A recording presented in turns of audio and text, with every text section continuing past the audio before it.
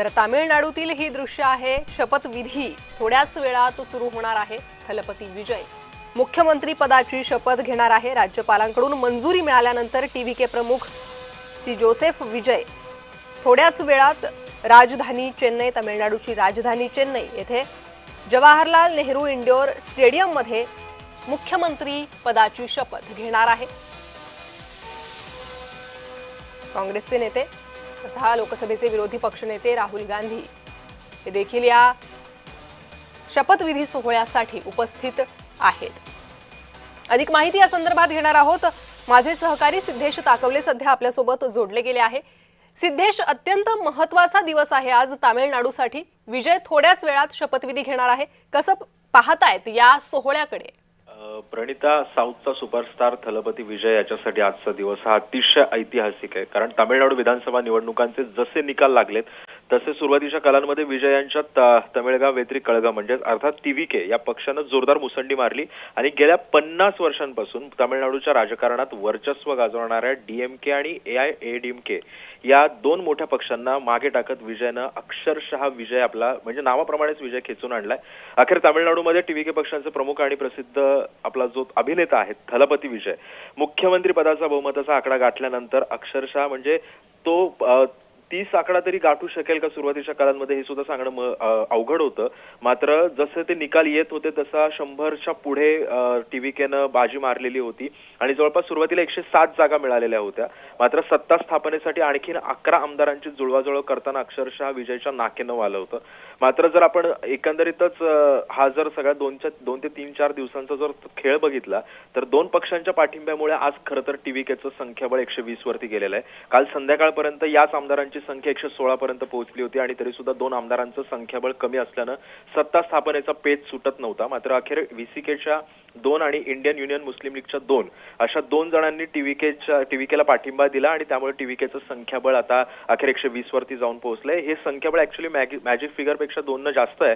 त्यामुळे विजयचा मुख्यमंत्री पदावरती विराजमान होण्याची जो काही तो मार्ग होता तो अखेर मोकळा झालेला आहे। आता थोड्याच वेळात शपथविधीला सुरुवात होते। काँग्रेसचे नेते राहुल गांधी सुद्धा चेन्नईमध्ये आले आणि त्यानंतर आता ते शपथविधी सोहळ्याच्या या ठिकाणी आलेले आहेत। जर आपण बघितलं असेल तर 108 आमदारांसह टीव्हीके हा तामिळनाडूमधला सर्वाधिक मोठा पक्ष ठरलाय। याच्या आधी हा रेकॉर्ड कोणी ब्रेक केला असेल तर तो आजतागायत तरी कुणाला माहिती नाहीये। परंतु तामिळनाडू विधानसभा निवडणुकीचे जसे निकाल येत होते त्यामध्ये विजय यांच्या पक्षाने 234 पैकी 108 जागा सर्वाधिक त्यांनी जिंकल्या होत्या। तर डीएमकेने 59, एआयएडीएमकेनं 47 जागा जिंकल्या होत्या। तर जे लहान पक्ष होते, तुलनेनं लहान होते, त्यांना इतर जागांमध्ये 20 जागा मिळालेल्या होत्या।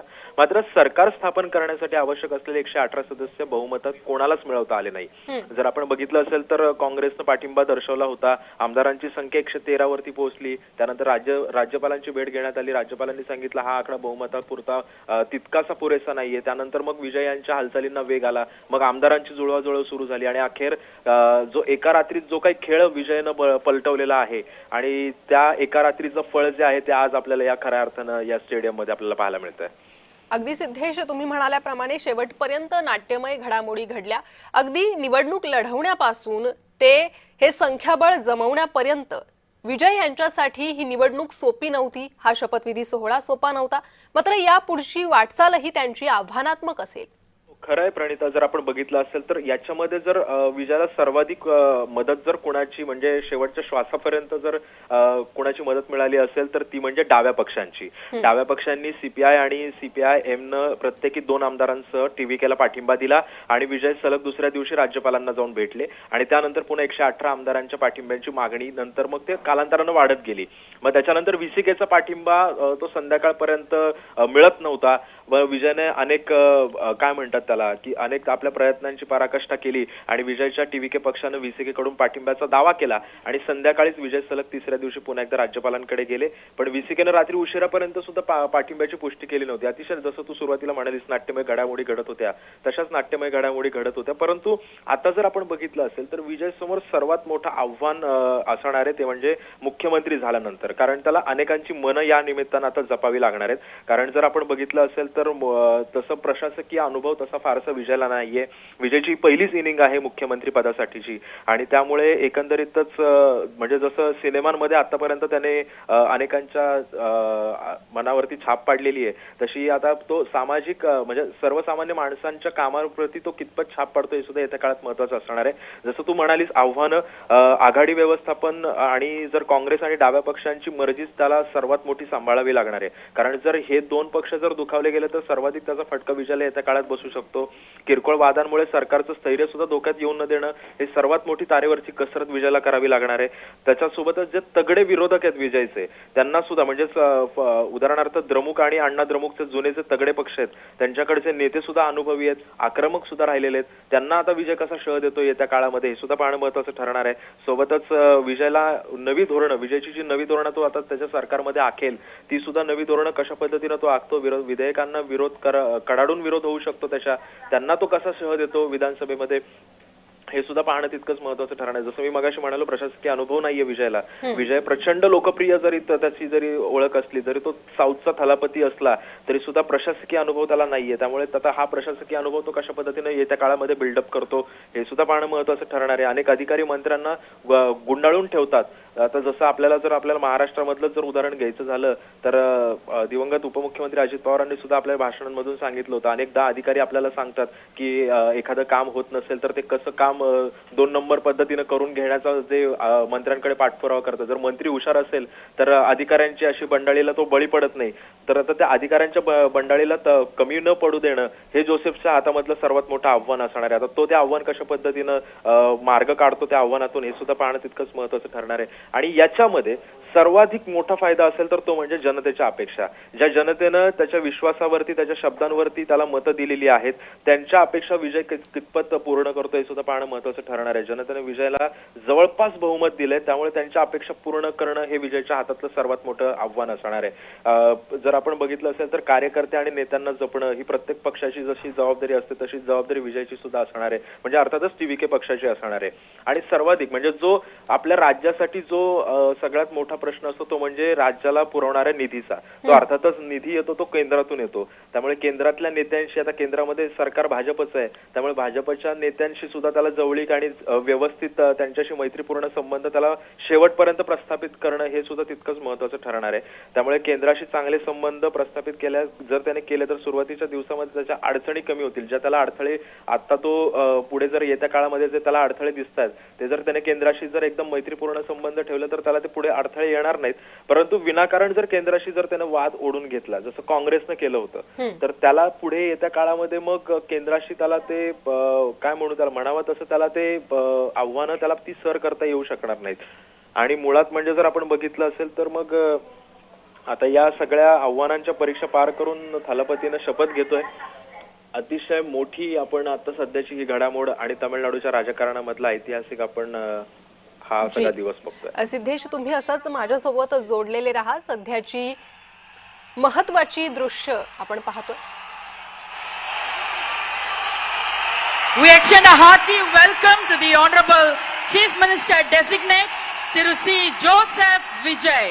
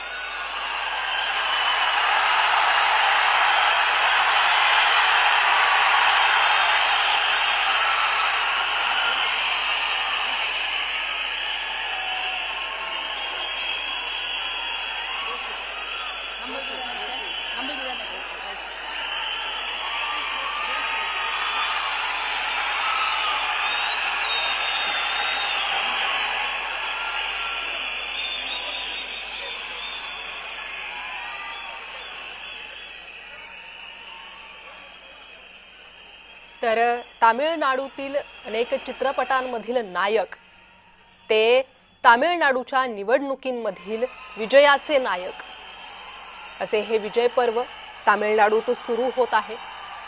अत्यंत अभिमानास्पद बाब असावी विजय यांच्यासाठीही आणि समर्थकांसाठी सुद्धा.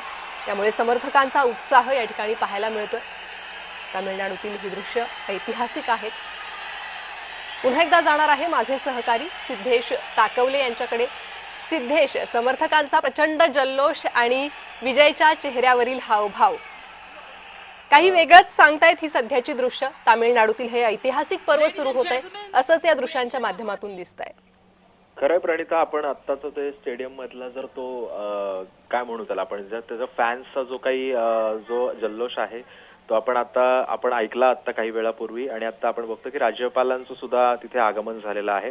आता थोड्याच वेळात राज्यपाल नव्या मुख्यमंत्र्यांना शपथ देतील आणि त्यानंतर आपण बघतोय व्यासपीठावरती राहुल गांधी सुद्धा आहेत सी जोसेफ यांच्यासोबत.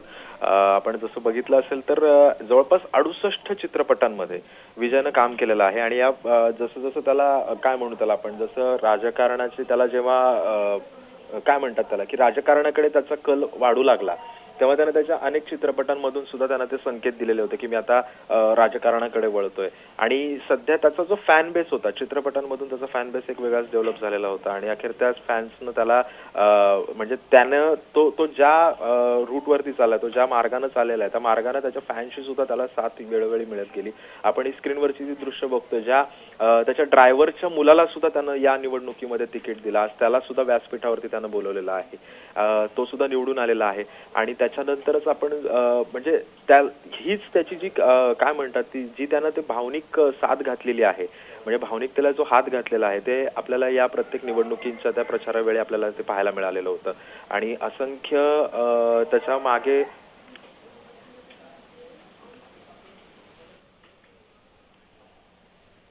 जी सिद्धेश, पुन्हा एकदा तुमच्याकडे येणार आहे. सध्या ही दृश्य पाहतोय आपण. या निवडणुकीत विजयासाठी जे महत्त्वाचे घटक आहे ते व्यासपीठावर उपस्थित आहे विजय यांच्यासोबत आणि इतर त्यांचे समर्थक फॅन्स हे उपस्थित आहे शपथविधी सोहळ्यासाठी. आणि तो उत्साह चाहत्यांचा समर्थकांचा पाहायला मिळतोय. खरं तर टीव्ही केला तामिळनाडूमध्ये सरकार स्थापनेसाठी बहुमताच्या आकड्यापर्यंत पोहोचवण्यासाठी सर्वात आधी जो पक्ष उभा राहिला तो होता काँग्रेस पक्ष. काँग्रेस पक्षानं आपल्या 5 आमदारांचं समर्थन जाहीर केलं आणि कुठेतरी विजय यांची आगेकूच ही सुरू झाली होती मुख्यमंत्री पदाकडे. त्यानंतर अनेक पक्षांशी हात मिळवणी, त्यांची मनधरणी हे सगळं झालंच. मात्र काँग्रेस पक्षानं आधी साथ घातली आणि त्याच काँग्रेस पक्षाचे नेते राहुल गांधी हे सध्या व्यासपीठावर उपस्थित आहेत. विजय यांच्यासोबत ते व्यासपीठावर दिसतात. कल कल निनाद करले कोटि कोटि बुझे धृत कर करवाले के बोले माँ तुम्ही आ बोले बहुबलधारिणी नमामि तारिणी रिपुदलवारिणी मातरम वंदे मातरम. तुम्ही वेद्या तुम्ही धर्मा तुम्ही हृदि तुम्ही मर्मा त्वं हि प्राणाः शरीरे बहुते तुम्ही मा शक्ती हृदये तुम्ही मा भक्ती. तोमारोय प्रतिमा घडी मंदिरे मंदिरे वंदे मातरम. त्वं हि दुर्गा दश प्रहरण दारिणी कमला कमलदल विहारिणी वाणी विद्यादायिनी नमामि त्वां नमामि कमला ममला अतुला सुजला सुफला मातरम. वंदे मातरम. श्यामलां सरलां सुस्मितां भूषितां धर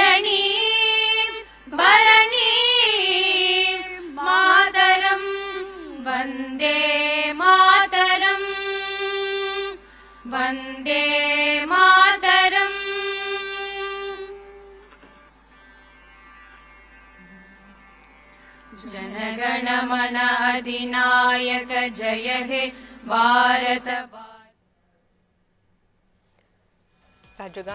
राष्ट्रगान वंदे मातरम ने या सोहळ्याची सुरुवात झालेली आहे. थलपतीचं विजय पर्व सुरू होणार आहे. काही क्षणात ते मुख्यमंत्री पदाची शपथ घेतील. राहुल गांधी, विजय यांचे परिवारजन, समर्थक या शपथविधी सोहळ्यासाठी उपस्थित आहेत.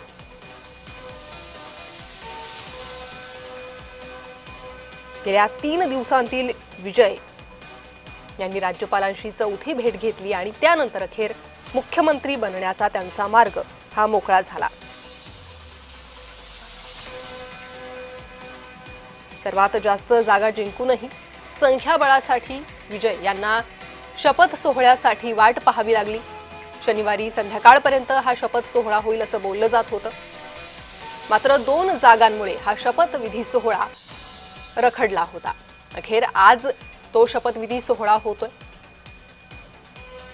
आणि तामिळनाडूतील राजकीय वारे बदलल्याचं पाहायला मिळत आहे.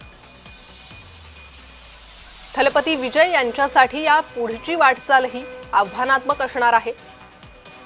पडद्यावरील काम ते प्रशासनाचा अनुभव यात मोठा फरक असतो. त्यामुळे हे सर्व गणित जुळवून आणण्यासाठी विजय यांना कष्ट करावे लागणार आहेत आणि तेवढीच महत्त्वाची ठरणार आहे मनधरणीची बाब. विजय यांनी निवडणुकीवेळी प्रचारावेळी दिलेली आश्वासनं ते पूर्ण करू शकतात का? जनतेनं त्यांच्यासोबत जो विश्वास केलेला आहे त्याला ते न्याय देऊ शकतात का? हे आता पुढे पाहणं महत्त्वाचं असणार आहे आणि त्याच पुढील वाटचालीसाठी आजचा हा दिवसही तितकाच महत्त्वाचा आहे. विजय यांच्यासाठी, तामिळनाडू राज्यासाठी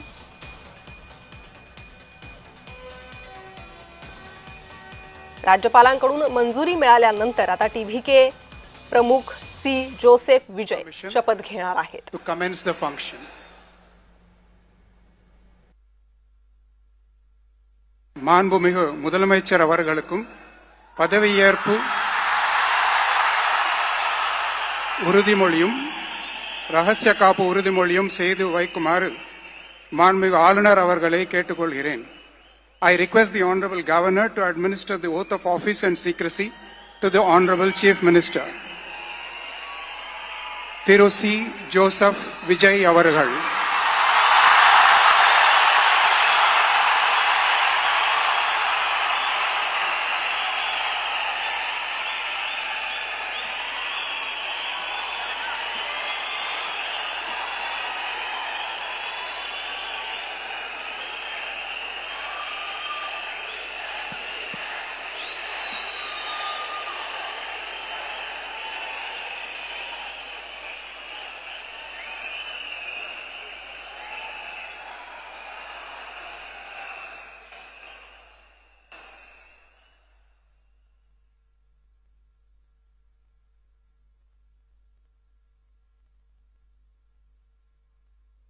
நான் சி ஜோசப் விஜய் எனும் நான்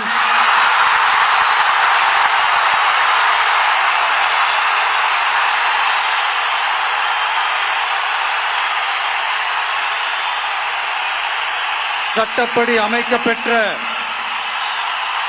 இந்திய அரசியல் அமைப்பின்பால் உண்மையான நம்பிக்கையும் மாறா பற்றும் கொண்டிருப்பேன் என்றும் இந்திய நாட்டின் ஒப்பில்லாத முழு முதல் ஆட்சியையும் ஒருமையையும் நிலைநிறுத்துவேன் என்றும் தமிழ்நாட்டு அரசின் முதலமைச்சராக உண்மையாகவும் உளச்சான்றின்படியும் என் கடமைகளை நிறைவேற்றுவேன் என்றும் அரசியல் அமைப்பிற்கும் சட்டத்திற்கும் இணங்க அச்சமும் ஒருதலை சார்பும் இன்றி விருப்பு வெறுப்பை விலக்கி பலதரப்பட்ட மக்கள் அனைவருக்கும் நேர்மையானதை செய்வேன் என்றும் ஆண்டவன் மீது ஆணையிட்டு உறுதிமொழிகிறேன்.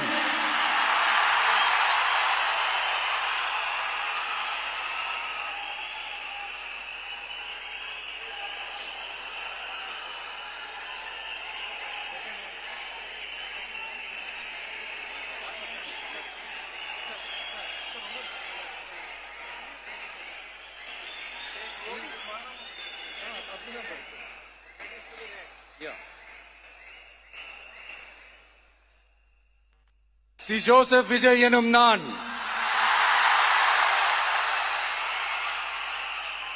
தமிழ்நாட்டு அரசின் முதலமைச்சர் என்ற முறையில் எனது கவனத்திற்குள்ளாவதும் தெரிய வருவதுமான எந்த பொருளையும் முதலமைச்சரின் கடமைகளை உரியவாறு நிறைவேற்ற தேவையான அளவுக்கன்றி ஒருவரிடமோ பலரிடமோ நேர்முகமாகவோ மறைமுகமாகவோ அறிவிக்கவோ வெளிப்படுத்தவோ மாட்டேன் என்று ஆண்டவன் மீது ஆணையிட்டு உறுதிமொழிகிறேன்.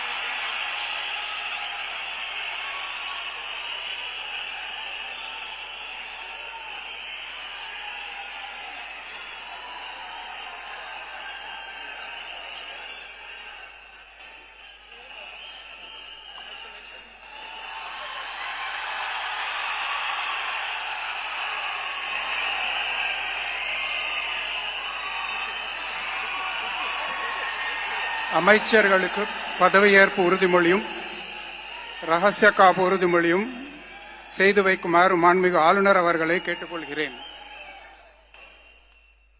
I request the Honorable Governor to administer the oath of office and secrecy to the Honorable Ministers.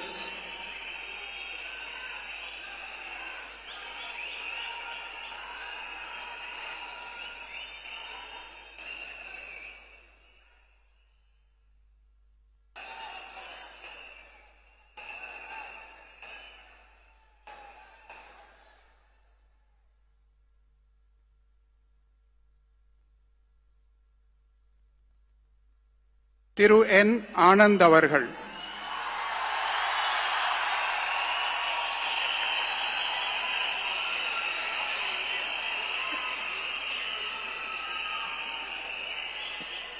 என் ஆனந்த் எனும் நான் சட்டப்படி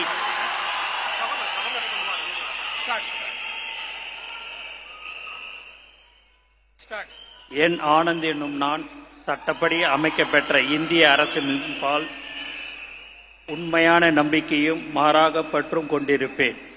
என்றும் இந்திய நாட்டின் பிள்ளதா முழு முதல் ஆட்சியும் உரிமையும் நிலைநிறுத்துவேன் என்றும் தமிழ்நாட்டு அரசின் அமைச்சராக உண்மையாகவும் உளச்சான்றுபடியும் என் கடமைகளை நிறைவேற்றுவேன் என்றும் அரசியலமைப்பிற்கும் சட்டத்திற்கும் இணங்க அச்சமும் ஒருதலை சாராவும் இன்றி விருப்பு வெறுப்பை விலக்கி பலதரப்பட்ட மக்கள் அனைவருக்கும் நேர்மையானதை செய்வேன் என்றும் ஆண்டவன் மீது ஆணையிட்டு உறுதிமொழிகிறேன்.